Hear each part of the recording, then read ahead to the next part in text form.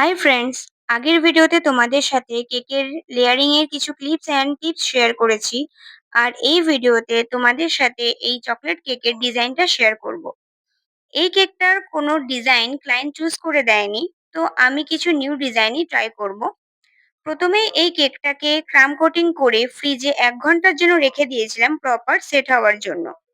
ক্রাম coating করার পর minimum 1 ঘন্টা ফ্রিজে রাখা খুবই ইম্পর্টেন্ট, কজ কেক ভালোভাবে সেট না হলে কেকের ফিনিশিং যেমন ভালো আসবে না, তেমনি ডেলিভারি করার সময়ও কেক ড্যামেজ হওয়ার চান্স থেকে থাকে। তাই নিউ বেকারসদের এটাই আমি সাজেস্ট করব, ক্রাম কোটিং এর পর অ্যাটলিস্ট 1 ঘন্টার জন্য ফ্রিজে কেকটাকে সেট হতে দিও। দেন তুমি যেমন ডেকোরেশন করতে চাও তেমন করতে পারো। তাহলে কেক নষ্ট হওয়ার চান্সও অনেকটাই কমে যাবে, আর আউটকামও খুব ভালো আসবে। তোমাদের সাথে কথা বলতে বলতে আমার এই কেকের ডিজাইনটাও অনেকটাই হয়ে এসছে।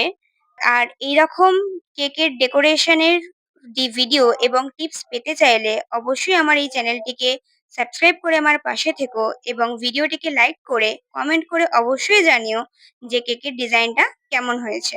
জয় শ্রী কৃষ্ণা।